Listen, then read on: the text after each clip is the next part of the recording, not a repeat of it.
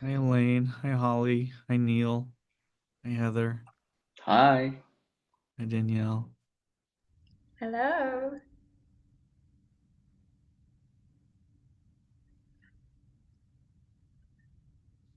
Let's see, we got Katie, Hannah, Samantha, Glenn,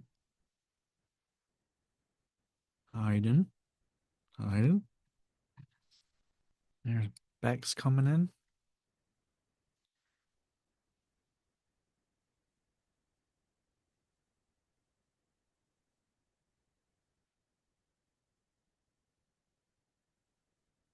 All right. Well, hey, Sammy.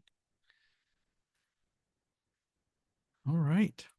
So we'll let everybody else get their stuff figured out.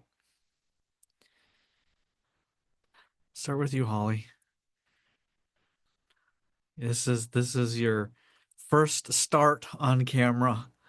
If you want to share a little bit about yourself and how you got here, the floor is Well, yours. I've had a pretty rough couple of years, and I I shut down to protect myself is essentially how it went. And I think coming on camera was more about making a decision that came from within than from without.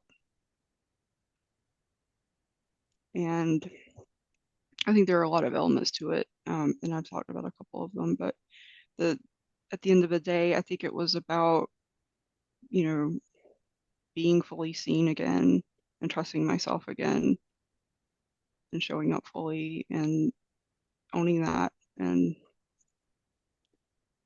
whatever happens happens, kind of mentality. So during your share last week, some of the things that, well, pretty much everything that you said um, really inspired me, and especially the part about not being a little bitch. I really, it bothered me that this was so hard for me because it seemed so simple, and it didn't feel very simple to me. So um, since last week, I've done a lot of things that I don't usually do and haven't ever done for a couple of those things. Um, I actually learned how to use an industrial lawnmower for out of all the possible Out of things that all a person things could, that yep. out of necessity, but it was actually kind of fun, except for almost running into a tree at full speed because I don't know how to use That's it very actually well maybe yet. a little fun, a little scary, but Mostly fun. Um, and that I decided that it's time to move forward in other ways too. So we have an assessment coming up, and so I'm really excited about that too. it's so interesting when we do what we've been avoiding, how the energy just opens up. All this energy gets freed. I don't mean in some esoteric way. I mean literally the energy that we have bound up in resisting life then opens up, and then that gets aligned with the choice that we just made. And yeah, well, you made a new choice, opened something up, making new choices, and it'll be fun to see where this takes you. I've started engaging in kind of an internal dialogue and feeling into things like why I say no to certain things. Mm. Is it reflexive? Is it just, you know, almost autopilot kind of thing? And I've actually said yes to a couple of things that I never would have said yes to, and Right. I don't have any regrets so far. There's still time. I'm sure I will, Sure. but not yet. And that's what you have to do. It's not everything that we're gonna say yes to or no even no to, right? Because there's things that we say no to and we're like, man, I should have said yes. Or it's just the fact that you're moving that energy forward. You stopped, you made a choice, however insignificant from the outside it may seem. For you, it was significant. That's all that counts. And then that's freed up this energy. And I have a feeling you keep that momentum up and you're going to start showing up to life. And then you're going to start seeing life show up to you. And some of the things that are in life are beautiful and incredible and amazing. And some of the things in life are horrendous and terrifying. And what happens is that when we shut only one of those off, yeah, we don't want any of the bad stuff. Well, guess what happens? You also don't get any of the good stuff. Then eventually, when we want to move beyond good and bad stuff, just look at all of life as stuff. It's life. And so, this is a great first step in recognizing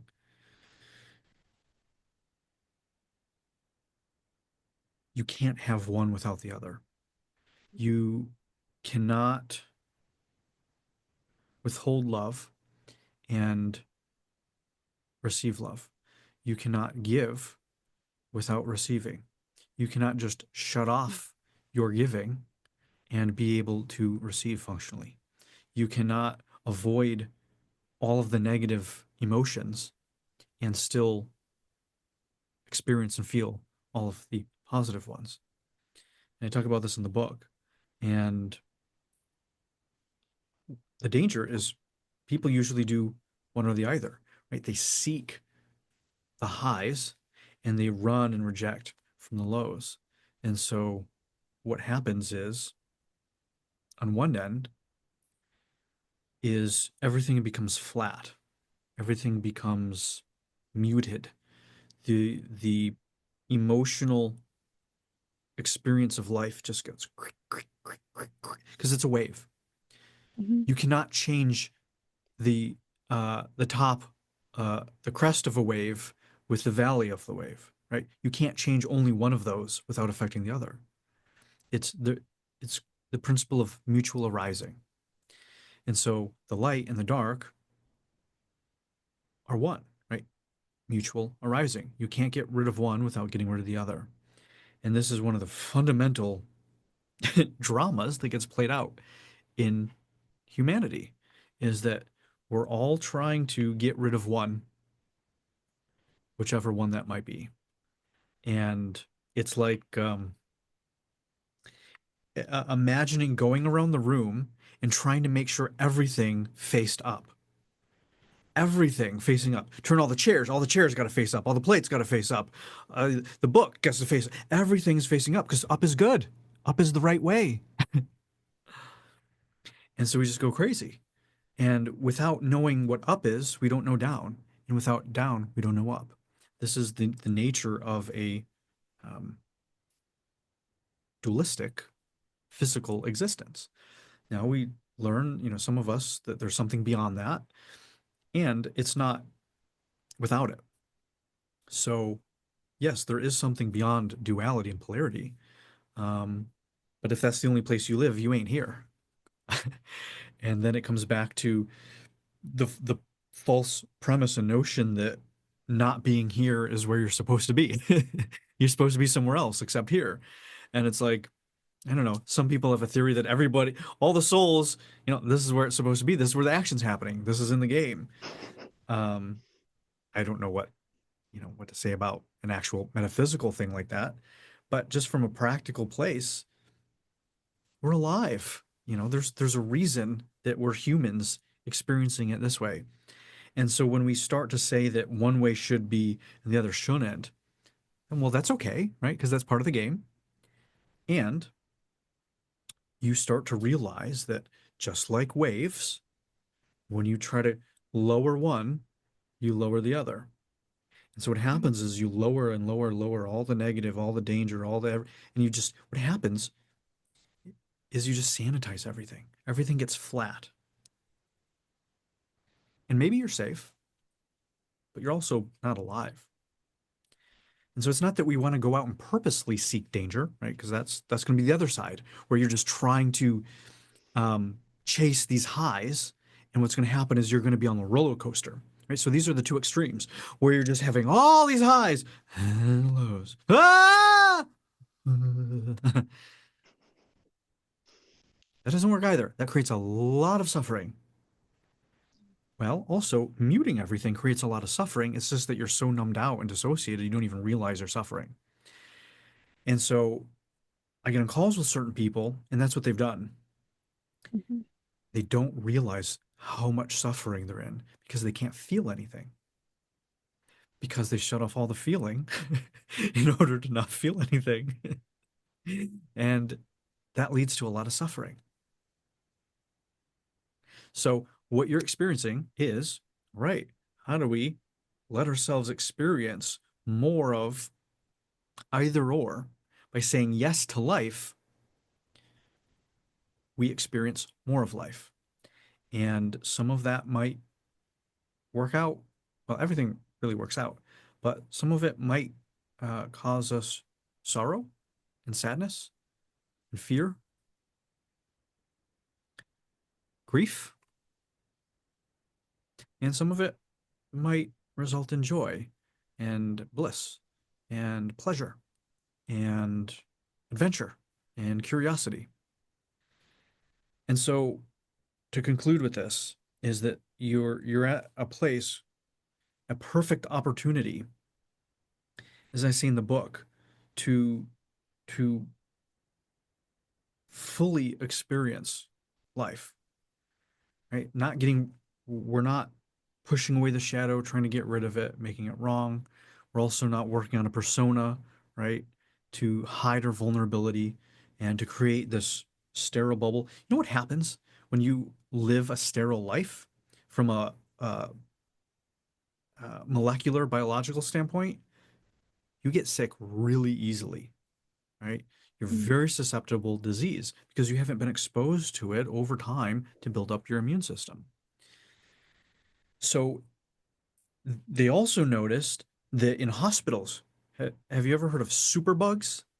Well, this Mhm. is what happens when they over sanitize everything. Has anybody ever been to a hospital and it just is absolutely the most draggiest, awful place?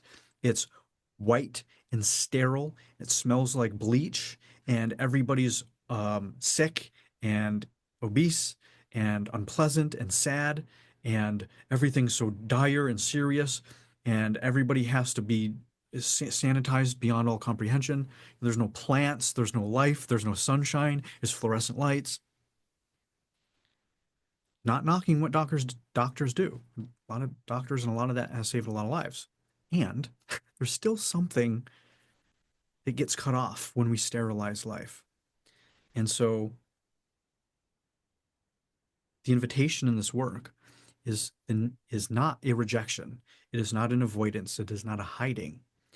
It is a call to adventure, right? As I say in the book, a heroic life to experience all of it. And I think I'm not at my deathbed, but I've heard stories, and I can imagine a lot of people that have regrets. Probably most of them don't say, "Man, I really wish I didn't live life as much. I really wish I hid more. I really wish I stayed it more safe." Right? I don't think that's what people say. So it can provide us a good warning, a good invitation. Um, Not easy, very scary. But again, as I think we talked about last time, you cannot have courage without fear. You cannot have learning without feeling like you don't know, without the unknown. You cannot have strength. You cannot develop your strength without feeling weakness. And so you are at this beautiful precipice of kind of um uh what's it, you know, God, what's their names? Titanic, right? It's that scene, that meme, they're like at the front of the boat, right? One more step. See ya. They're gone. Exhilarating, hearts pounding. Ugh. So, a life without danger, a life without any sort of discomfort is probably going to be a very lacking life. And of course, we want to come home to our bodies. We want to find safety. We want to feel trust in life again. We want to be able to move through the world and know that we're okay. And so that's the aspect of the work of healing.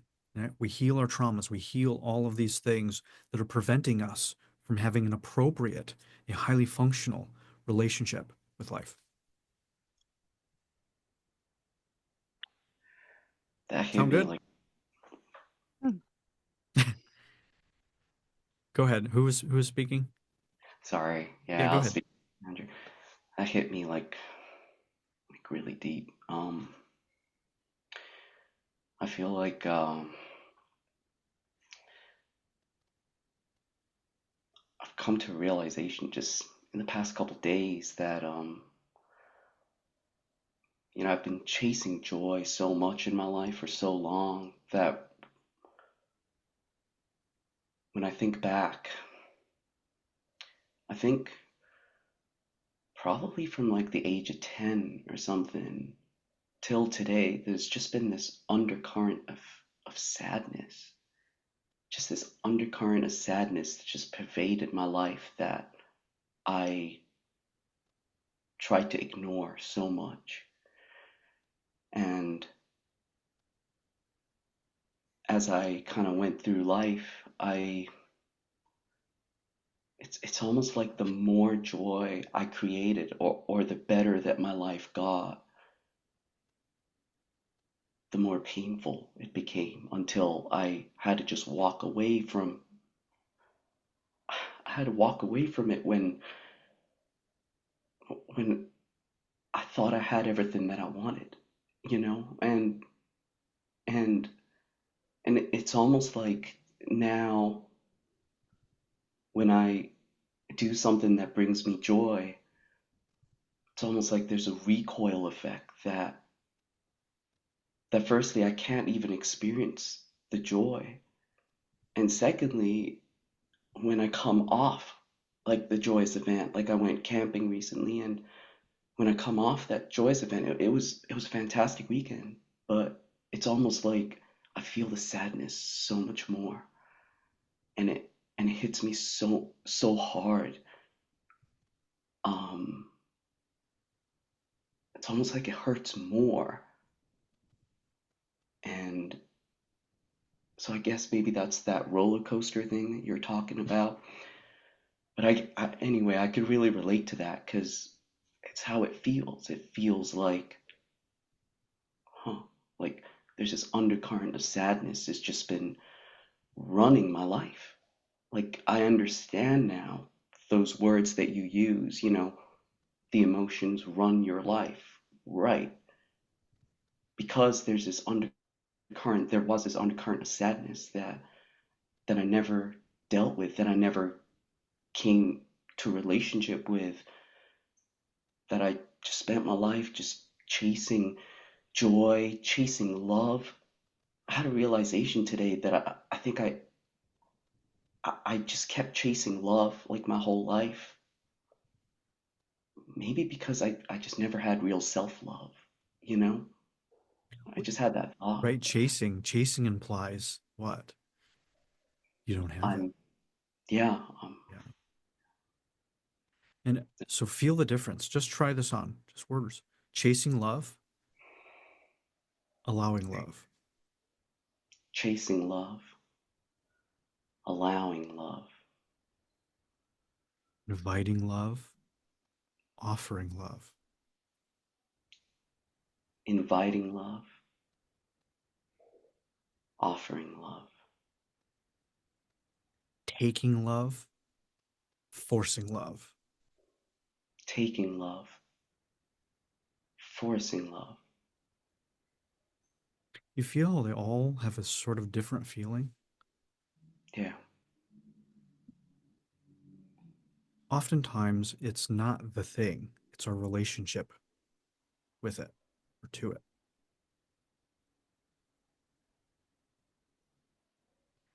yeah, This is one of the interesting, I don't know, it comes up a lot when people talk of law of attraction or manifesting things. They're trying to manifest things from a place of wanting and desiring. It's like, well, if you don't have money, you really will want it. And so you're going to have this energy of want. If you don't have love, if you don't have joy, and what happens is that when you take actions and create from that place, it usually creates more of it. Unless you make some shift, sometimes you can make these shifts. If you go deeper, that was a little side note, deeper into what you're saying,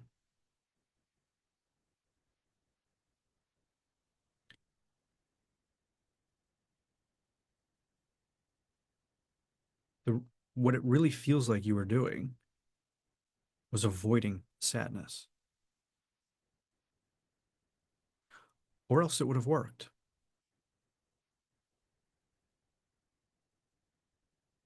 If you're in joy and you go around creating more and more joyous experiences, what's probably going to happen? Probably going to have more joy. If you're running away from sadness and you're chasing things to make you feel better, you're going to be on that roller coaster. And then what happens sometimes, we don't know if it's you or not, but sometimes this is what inflation is. So people that get excited, oh my God, aren't you just so excited? Oh my God, you're going to the mall today? Whoa! Right? Rather than, oh, you're going to the mall. Oh, sounds fun. Cool. It doesn't mean you strip yourself. Some people hear it and say, Andrew, you're just so boring. You just want all of us to be like this. I can't be excited. Oh my God, I just made $1 million. Oh my God, I just had the best sex in my life. Oh, I can't be excited. This is what people hear, right? It's not it. It's not what I'm saying. It's what happens is that we reject what is and that we label that experience as not enough for whatever reason. Then we have to inflate that experience in order to compensate for that. We get excited, we inflate it. We it's not just something happening. It's, well, what does it mean? And it's this and it's just we create all this stuff, inflate it bigger, bigger, bigger. And what happens? What goes up must come down. And what happens after those experiences is usually we feel worse. Usually ends in sadness, despair, depression. And what we find is that people think that they're after the highs, but what's really going on is they're addicted to the lows. Again, not saying that's you. These are just different ways people deal with these energies and relate to these things. Oh, it's absolutely me. Okay, Like well, there it is. in like multiple ways. I mean, I psychologically, I have psychologically inflated my whole life, like happy events, it's like, oh my gosh, I'm so psyched. Oh my gosh, it's great. Like, we're going on this trip. Oh my gosh, like totally like that's my whole life. And just, I mean, just like a few hours ago, I was taking a walk in nature and something else that I do is I kind of relate it to psychological inflation. I don't know. I kind of inflate myself in my head, and it's almost like I'm proving how smart I am. I'm like talking about, like explaining something to, I don't know who I'm explaining it to. I think to my dad. I think it's like, you know what I'm saying? Yeah. And and I noticed I think that's me proving myself to my dad. And I noticed, like, at the end of it, I literally felt like I was a kid. Mm. And I was like, oh, that's kind of interesting. Like, I felt like I was like walking, and then, like, I noticed I was saying hi to someone, right? And I reverted to, like, I'm a child. Hi. Like, or whatever. Like, I don't remember how I was, but it was just kind of interesting to me that it's almost like I inflated myself like I'm good enough. And then when I deflated, came back down, I was not an adult. So you see, even this path, the ego says this is going to make things better. What happens is you betray yourself and you betray the experience.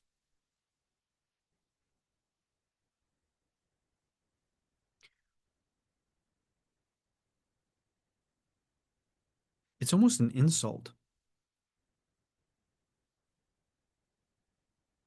right? Imagine somebody introducing you like, this is Neil. He's awesome. Versus, oh my God, you just have to meet Neil. Let me tell you about why he's, oh, right. And they're just like going on and on and on. Now, maybe on one hand, they're trying to build you up, but why are they trying to build you up? So why do we try to build ourselves up? Building ourselves up implies what? We're not enough. What we want to start doing with all of these things as we turn our observer on, right? We turn this part of ourself on that's like a security camera. It's no judgments, no right or wrong, should or shouldn't. It's not meaning. It's literally just recording, kind of like our cinesomatic video. I wonder why. Okay. So we turn our observer on and we're aware. Say, okay, well, what do these imply? If I am inflating myself, what does it imply? Right? It implies that I'm not enough. If I'm inflating even nature, oh my God, this tree is just, whoa, oh my God, the sunset, whoa. Right? I look crazy. Now I'm exaggerating, but this is sort of like a translation of what's happening psychologically. And you see our culture. Everybody's screaming all the time. They're massively depressed. All this drama, all this over the top celebration. They got to keep doing it, keep doing it. They got to get their hit. What happens to addicts? After they're hit, guess what? They're even worse. It's an addiction. If you love yourself, if you can see what is as what is and see the value in what is, you don't need to do any of that. Oh, a leaf. A leaf. Oh, Neil. Oh, of course. Now you can play with it. You can get into it. You can have fun with it. You can explore. But what you're exploring is what is. You're not adding to it. And as you know, as we've talked about, this is, huge stuff from your dad. Oh, your dad worked. And so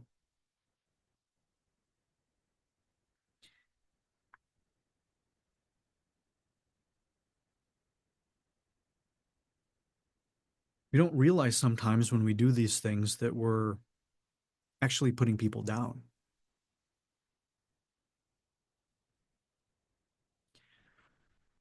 Another version of this is rescuing people. Oh, you're going to rescue somebody.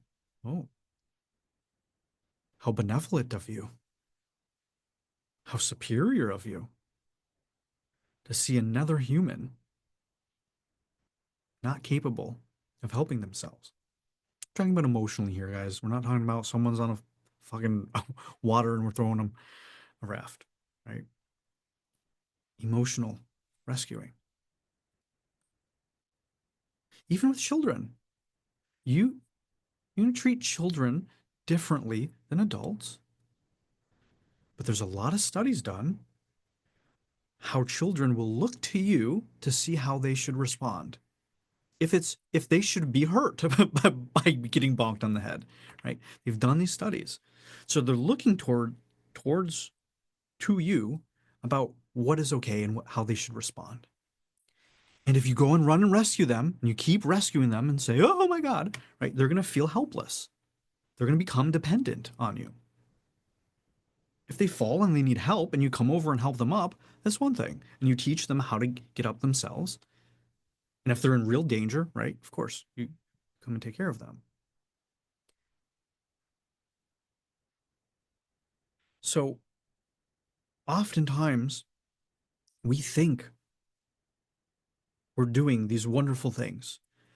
Screaming, happy, so much, putting on a mask. Everything's great. Yeah. Right? We're doing all this stuff, rescuing people. Oh, no, no, it's okay. No, no. Oh, you didn't mean to lie to me 20 times. Oh, don't worry about it. Oh, oh, you accidentally had sex an affair for 3 months. Oh, don't, right? I'm sure you were hurting. Some people do this kind of stuff. And unfortunately, it does more harm than good. It's an arrogance. Even when we're inflating, we look at something and we say, this isn't enough as it is. I know better. I know how to make this better. Oh, fun story. This is cool. Um, all right, I'm gonna show you guys. When normally do this, this is much more in our symbolism work. So don't get freaked out, or get freaked out if you want. I just wanted to demonstrate this concept because this is an absolute perfect example of it. So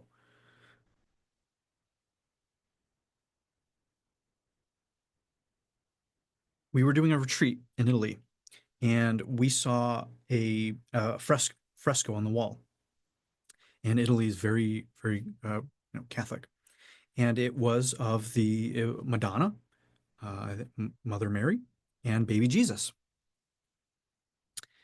And it was her holding Jesus, and they had, I think, like crowns or halos on and this sort of stuff. So I have these. I'm going to bring this up and show you guys. And this is a bonus. um, but if you like it, then you'll like our symbolism work. So let me just bear with me because I wasn't planning this. I got to find it. But this is an amazing example. It is just so, it's worth it.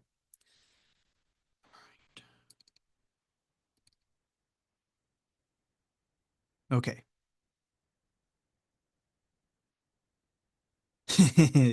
This was just I mean, this was just amazing. Okay. So I'm going to share this with you guys. All right. Okay. Can you see this? I need a verbal acknowledgement or not. Yes, we can Yes. see it. Great. Thanks. Let's see here. Okay. So we saw this here. What was very interesting about this? So if you kind of look here at the energy of this face, now this might be a little weird for some people. That's okay. But just hang in so you can get the point. I want you guys to just feel the energy here, right? Feel the energy here of baby Jesus, right? You see these halos. If you look closely, what we found out was you see these crowns of gold? Really beautiful. Watch this. Huh. Where'd they go? Now, I showed it to you in the opposite direction. This is the original. This is the original. 1300, 1400, whenever it was. Then eventually somebody came along and said that wasn't enough. And then they placed these gold crowns. Now, when we were studying this, we do advanced mystery school work and these retreats, and we tune into the energy of this versus the energy of this. It feels different. When we see it like this, it almost feels like she's dreading this crown. It's weighting her down. Now, I know you may not understand this, and that's okay, but there's a shift in the entire meaning of this. And what that shows is man's ego. The divinity, the halos. Mary and Jesus weren't enough already. Man's ego had to come in and superimpose these gold crowns. And what was the effect? It cheapened it. It's like Maybe you prostitution. It's hectic. wait, where do we go? Danielle, go ahead. Yeah, I just said it's like prostituting it. It actually gives me such a sick feeling. Yeah. Yeah.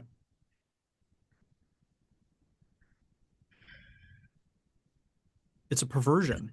They thought they were improving it.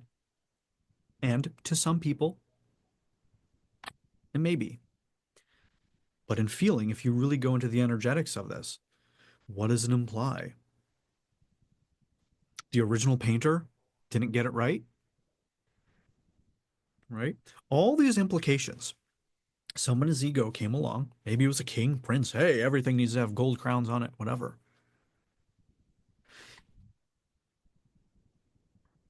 The ego improving is a bastardization. That's why in my work, that's not what we're doing. We're not doing self improvement from the ego, we're doing subtraction. Who you are is enough. Can you guys see how perfect of an example this is of how our ego thinks it's improving, that what is isn't enough, and it projected what it valued? Guess what? Could you maybe take a guess that the person that did that valued gold more than spirituality, than divinity? And maybe to them, that's why they wanted to make it valuable. We don't know. But when we saw that, it was just like, wow, is this just what the ego does? And this is what we do to ourselves when we do these things. So there's some of you, when I say excitement is psychological inflation, and you look at me like I'm a miserable person. But the invitation there is to stop adding the egoic Las Vegas gold crowns to what's already divine. It's already you. Doesn't mean you don't grow. It doesn't mean you don't become a better person or anything like this. It's when it comes from the ego and it implies what is isn't enough.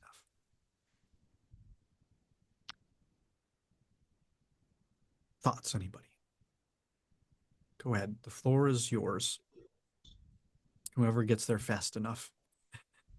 I did this for so much of my life, and now I'm seeing things, I'm feeling things, and I'm mourning people that aren't even dead because of these ideas that I made in my head to try and make it better, to try and paint a pretty picture.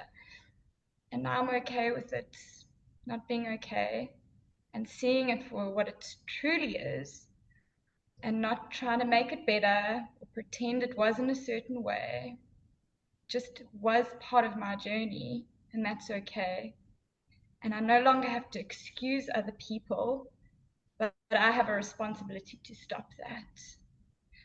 And it's liberating.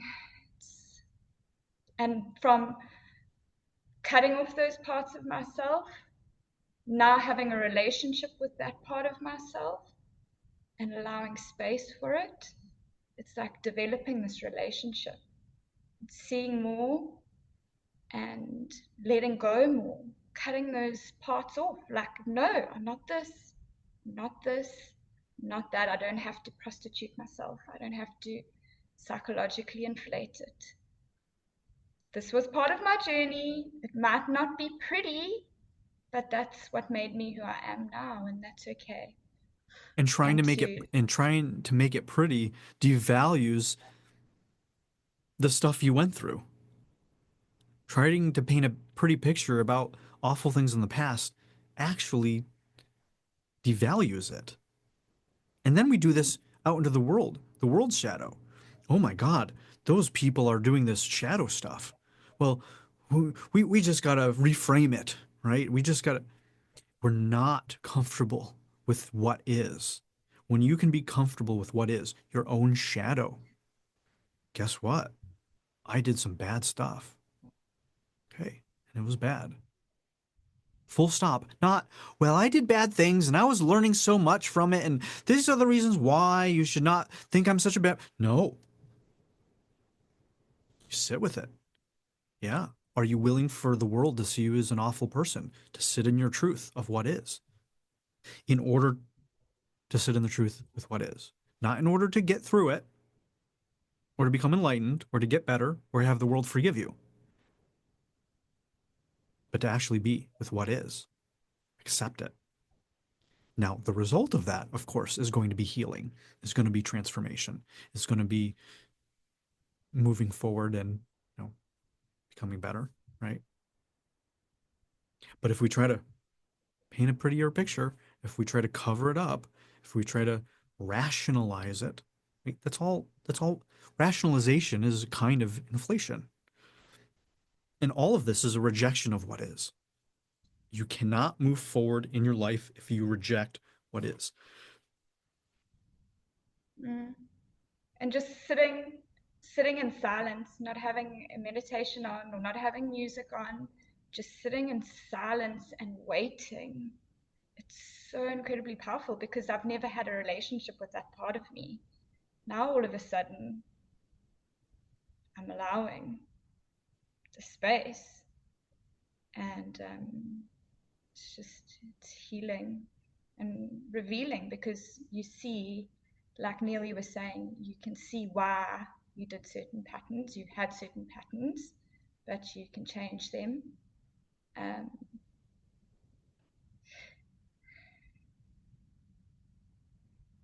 and that you need one with the other. It's like you were saying, you can't have one without the other. It's all part of it. So just to open and clear the stuff off your windscreen. It reminds me of when I started realizing that the most successful people had the most failures. Some of you, not all of you, a couple of you know how many failures I've had, how much I've failed in life in order to get here, how many more failures I'm going to have. Uh, hopefully less, but hopefully more. And that'll get me even further. See, even that ego is like, oh, come on, I thought you got over failing, right? It's just always have that observer on. Remind yourself, right? Okay, let's fail more. All right, that's right. Remember, okay, the more you fail, the quicker you fail, the quicker you move forward. Now, you don't fail on purpose because you want to fail. You actually have to, be on the path of succeeding. It's not like self-sabotage. Um, yeah, it's not what we think. We think that success means you just be more successful. You only need to be successful once, just once. You just need to find the right girl, right guy, just once. The right business, just once. The right deal, just once.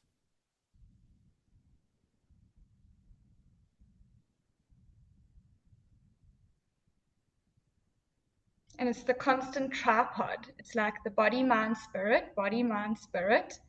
Oh, mind wants to go. No. Body, no. Spirit.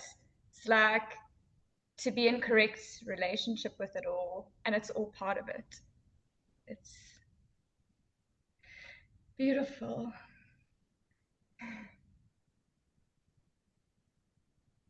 Who's next? Hi, Andrew. Hi, Hi, Katie. everyone. Um, I'm glad that we talked about ego because the last getting a bit emotional. The last few weeks where I observe myself watching the watching the replay of all your videos, Andrew, and I've noticed my ego and my arrogance, and I was dealing with all of that the last few weeks, and I was beating myself up just for a little bit, and I just want to apologize to you, Andrew, for my behaviors because I saw it. And thank you for the group and for everything. Thank you for sharing. Sorry. I said thank you for sharing. There's got some stuff going on. You're going to be coming to the workshop, right? So we'll have plenty of time to talk about it there. It'll be more appropriate. But I'm glad you've been seeing some of the stuff. Again, remember these are free calls. We're not doing a lot of feedback and stuff there, but I'm glad you've been able to see some of these things. We're going to be starting an actual group. As I've mentioned last time, lots of people were interested in. It's like, okay, all right, I get the message. And so that'll be a lot more accessible for a lot more people. And we'll do that. That'll be 2 hours, and we're gonna go. So, what the difference will look like is instead of me just teaching and people just sharing, we're gonna be doing feedback. So Neil, I would be working with Neil and giving feedback and actually going into some actual transformational stuff for him, and Holly. Katie, I'd be giving her feedback on what she was doing here and before, and everyone else is going to be able to give and receive feedback to each other. And it very, very powerful, and also it can be intense. But that's what we're going to start to do, because lots of you guys here want to do that. And then we'll get into some real work. If you guys find value from this, you're gonna it's gonna be a completely different world doing that. And then we're gonna switch this to more.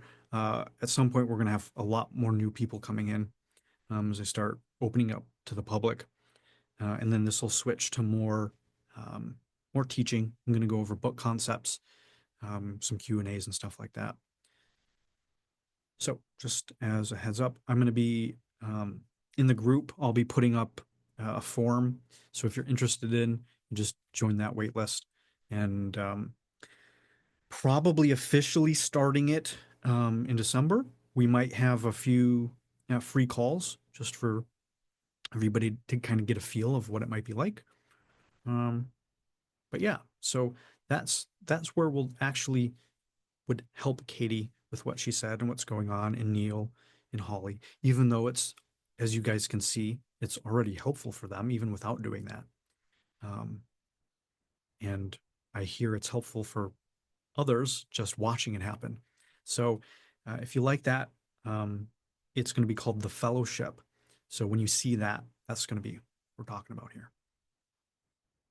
And then I think next weekend is the workshop. Yes, amazing. Who's coming? Great, wonderful. All right, we got some time left. Who else wants to go? Hannah, Bex, Elaine, Heather. Heather, I see you going for it. Yeah. Can you hear me okay, first of all? Now I can, yeah. Okay, I'll plug in and then that would be better. How's that? It's the same. Is it? Okay. Yeah. Is it okay if I share some feelings about that painting that you showed? Sure, yeah. Okay. Yeah. When you showed it and then the difference in the back and forth, I felt really angry. and It did or you did? no, I felt angry Right, because sure. I felt manipulated. I felt like whoever decided to put that crown on that painting was manipulating me. Mm. That's how it occurred for me. Yeah, so that's interesting. So my sense intuitively is that it's both. Is that I can feel that there was a manipulation. Um, but I also feel that there's more of something being triggered in you with it as Hmm. well. Hmm. Yeah. So again, that's where in the group we would go into So, that. Yeah, yeah. It's just yeah. okay, okay. Anything else about the painting? Were you able to see what I was sharing? Oh, clear. Yeah, Yeah. And yeah. I Have you? think that's why it was so why it was so triggering, right? Like, because it was so like so clear. Yeah. Have Hmm. you experienced something like that in your life, either doing it yourself or um, Uh, manipulating something in order to be perceived in a certain way or anything like this? um, no, I think it just pisses me off when Okay. people do that to me. Right? Like when it's like when it's so clear to me that people are putting it on or Mhm. whatever. And then and I feel the fool, right? Like I feel I take that as like do you that they have no respect for me or they think I'm a fool that I can't Okay, yeah. So see through it. that's where you'd want to go and look and see how you're taking it personal. Yes, yeah. Yes. Yeah. Okay. Yeah. Okay, So thank so you. yeah, that's a place where you can start exploring that. Like, yeah, when did somebody think I was when did someone try to pull the wool over me and think Yeah. they could get away with it? Yeah. Yeah. So things like that. So you just want to start feeling that because this wasn't personal, right? They didn't think you No. were stupid, right? Exactly. And right, there's that little feeling of, ooh, there's a little extra charge here, probably more than, yeah. And so that's an Yeah. opportunity for you just to look at, yeah, what might be there. Okay. Yeah, Thank you. great. Yeah, thank you for sharing. Who's next? Elaine. I was, oh, yes. I was listening to what you had to say, Neil, and about the underlying sadness. And I've been working with Andrew about I feel like myself is really flat. And I've been getting better, coming in and out of this, but I really am looking to get rid of all this stuff. I feel like so myself is just laying flat, and I have this whole, layers and layers and layers of suppression and emotion and all of this stuff stuck. And so, as Andrew said, as I get the dump truck loads out, I might have that tipping point where my self is going to be ready to live and excited. And, but that's what I'm working on now. And, Not as far as I told you today in our call. It's not as far as away as you may think. I thought of what you said and it just made me happy. Like, okay, it's not that far. So that's Sometimes it feels endless. yeah. So this is really good feedback for you. Hi Katie. Oh, she's gone. Find the replay. um, 8 months ago when we started, that would not make you happy. That would make you feel worse. Yeah. It would feel unfathomable to you. It would feel so far away. It would feel like a lie. It would feel so the fact that you receive that feedback, right? You take, oh my God, I'm not there, whatever it is. Maybe Hannah can share. She kind of does this similar thing that you used to do. So the fact that it brings you hope rather than makes you feel worse is a great indicator. Oh, Yeah. good. Thank you. You're welcome. Thank you. Did you want to follow up with that, Hannah? Or are you not?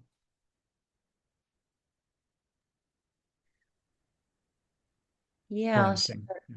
share a little bit. I can relate to that feeling of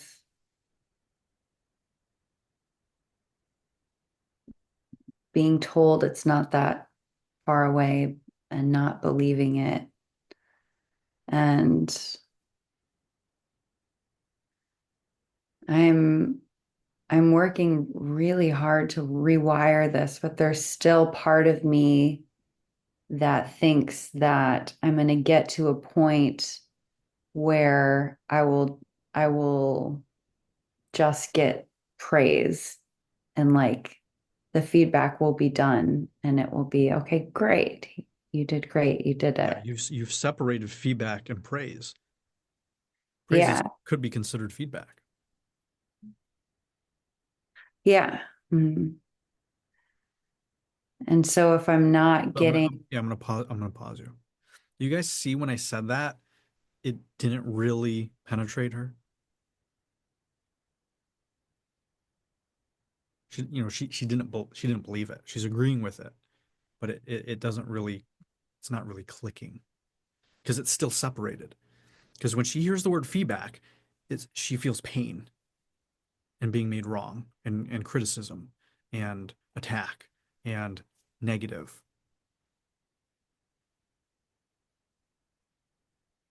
Even though, right? Well, feedback is love. Feedback is not good or bad, right or wrong, praise or criticism. It's simply a reflection of what is. And so you can see that, as she said, exactly, that she wants to go to a place of only one, of only the wave, right? Of only the crest, not the trough. She wants the crest without the trough. And that's meaningless. I mean, literally, it means nothing. So I just wanted to add that part in. Go ahead.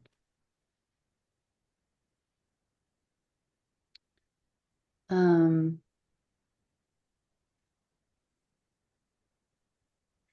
yeah, I think that was pretty much it. Just struggling with not wanting that. So I feel like I can tell myself, okay, all feedback is love, and life is continually giving you feedback. This is this is the experience of life. It's always telling you. Um, And you don't want to listen.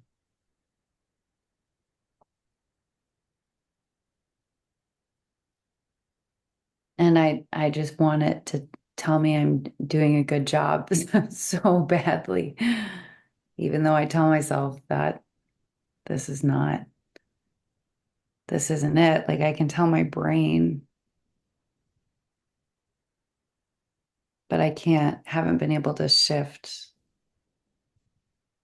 the feeling of wanting. And then I think I associate like when I get to that point, then there will be a sense of peace and acceptance. Oh, yeah. That's where you're fooling yourself. If you accept it, you're going to have peace. You're rejecting it the entire time in hopes that if you can reject it long enough, the universe will yield to your desire to only have a one-sided wave and you only receive praise your whole life. I mean, it's kind of crazy. You may get it intellectually, but there's something inside of you that wants to live in a fantasy. It's literally not real. And so there's this part of you that would rather be outside of reality in this fantasy than see the truth, than be loved by the universe. You're exchanging real love for a fantasy love. It's the fake tasty apple treat. It's what you're doing.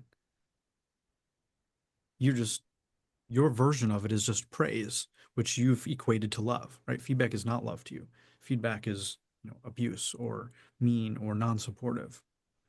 Where praise and only positive affirmation is your equivalent of it, but it's sanitized. right? It's a sanitized, you want to live in a sanitized version of reality. And then you'll have peace. Yeah, but then you'll be sterile. And it won't be real. And you miss out on half of the entire experience. And you don't actually grow because you're ignoring all the feedback. It's selective hearing, selective seeing, part of the willful blindness that you've been working on. Anybody that's worked with me, any insights that might be able to help Hannah? Maybe Danielle. Yeah, I just felt that, Hannah, and it, for me, something that went off was, for a long time, these behaviors, I thought they were me. And Andrew said to me on the one call, he said, you think you're losing something, but you are losing something. You separating from that thing. I'm paraphrasing, but the thing you think you're losing was never you to begin with. So when he said that, it changed everything for me, because I realized that that part of me, that we are this person, but a lot of the things we think we are not us. So to detach from that, so when I get the feedback, I'm like, that's not even me. That's a behavior that I've taken on, a pattern. I don't have to do that pattern anymore. So it's like a detachment, what do you call it? Subtraction. Okay, I'm subtracting that.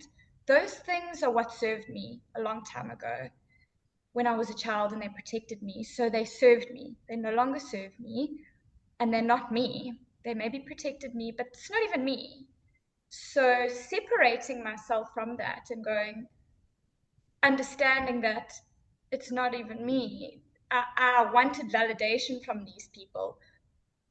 So I tried to be better for these people, but I was born enough. That's my birthright. And it's not even a compliment. Like, people are like, wow, I'm good enough. No, you are good enough. Everyone's good enough. It's not a compliment, it's who you are. It's your birthright, and you are beautiful. And no amount of praise is going to make you more. You're already enough. Yeah. So detaching from that feeling of, I'm losing something, like, that means that that's not me. Who am I? You know, you're amazing, and you are possible. You are capable of infinite possibilities. It's like stepping into that subconscious place and going, wow, there's part of me that I don't have a relationship with. So 95% of me, probably, I've never had a relationship with. So it's now this unfolding and learning, starting a relationship with somebody you've never had before. And it's cool. And I love you. I think you're so amazing. And nothing you could do is going to make you more amazing. You're already so beautiful. Thank you. Mm.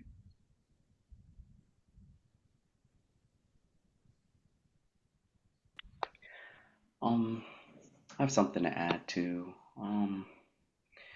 Hannah, I know from like a comment I think that you made in a post once that you had physical illness as well growing up, and I had a lot of physical illness, and I've realized that it made me lose trust in the world, in life and other people, because of how frustrated I got as a kid, going from doctor to doctor, specialist to specialist, naturopathic healers and all that, and none of them, could help me. And I think at some point I said, I don't trust anyone else anymore. Like, I have to figure this out. And there's also loss of trust in my parents, because feeling like they didn't do enough to help me too. And I feel like there's just this loss of trust, like deep loss of trust that I had towards the world and yeah, towards life, and um, so I don't know. I just thought I'd mention that. Yeah, thank you. No, that resonates a lot. There was like I had to fully rely on my instincts and my intuition to guide me of who do I feel like I should go to because Western medicine was completely unhelpful and I really had to just trust my gut. I had no idea what to do. I was an adult. I was 22, but still I had no idea. So it was a lot of just trusting myself and a lot of, as you were speaking, another memory from that time came up of um, my experience was invalidated a lot by the people around me, like friends and people I was working with.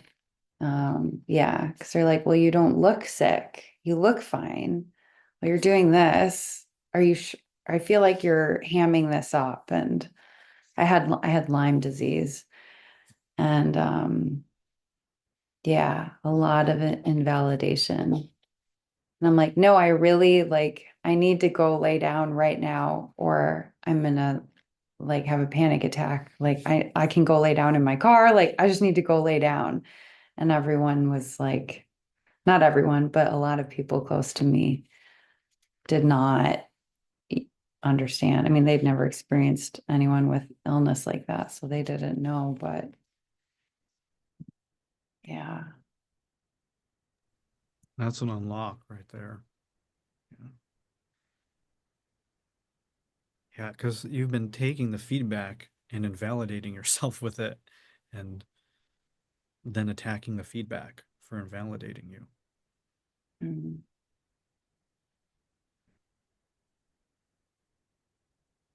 Yeah. Any last words, Anna? No, no, this was all helpful. Explains what I think part of why one of the reasons I so viciously cling to what I'm feeling as the ultimate truth, because there's been that time and other times when it was, it saved my life or kept me safe.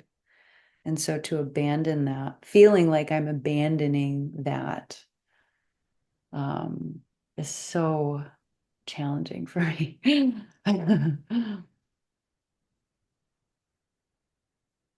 So yeah. There's something bigger than our ego. What got you here won't get you there. And obviously, kind of as Danielle was saying, there's nothing wrong with you. Problem is you think there's something wrong with you.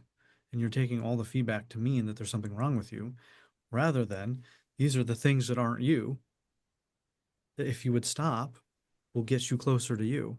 And because you've identified so much with it, I think it was, again, what Danielle said, is that there's a whole part of you that you don't even know. And so you're clinging to this 5% that has served you and are ignoring and terrified of that 95%. And in order to, right, it's clinging onto the crumbs in front of a buffet. And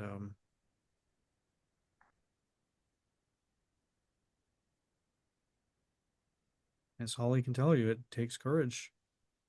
There's never a point where you just say, oh, this is so wonderful. Okay, I'm just going to let go of everything I've been holding on to my whole life to keep me from dying. But there's so much more on the other side. And guess what, Hannah? If it doesn't work, you can just go pick up your crumbs again and we'll eat all the food. If you want, you can always go back to your suffering. It'll be hard after a certain point.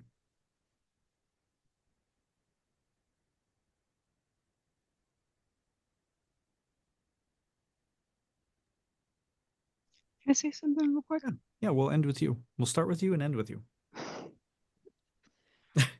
So I can't speak for everyone else or anyone else really, but if I give somebody feedback about something and it's essentially I have a vote of confidence in their ability and the room they have to grow, or I would not give them that feedback.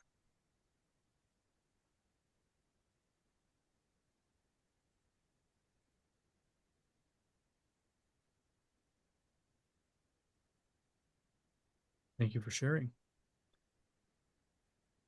Some people take it the opposite. Some people take all that feedback and make it mean it's a negative vote for non-confidence in their ability. So that's more helpful than you might realize. All right, guys. That's it. We'll see you, I think, next week. Hold on, actually, let me check. I'm pretty sure. Yes. Yes. Because I'm out of town Tuesday and Wednesday. Yes, Thursday. All right, we will see you next week. We have openings for the Slackline still. If you guys want to come out to Nashville, we're about half full. It'll be the last one for a few months, and we got some spots opened for next online workshops in January. So if you guys are interested, check those out. And then in the school group, I'll post a little link if you want to join the list for the fellowship, the 2-hour weekly call where we're going to deep dive and do some real group work. All right. Thank you guys so much. See you soon. Thank you. Thank you. You're welcome. Bye. Bye. Hi, Glenn. Thanks. We'll see you next time.